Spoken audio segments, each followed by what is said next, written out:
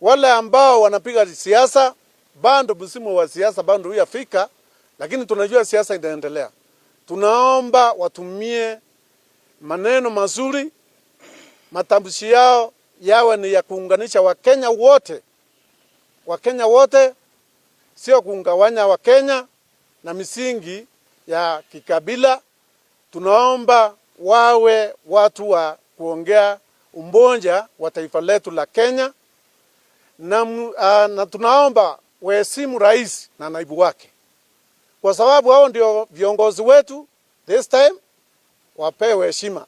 Hata kwa kitabu cha Mungu, Biblia, tumeonywa na Mungu mwenyewe ya kwamba kama utatii amri ya mkubwa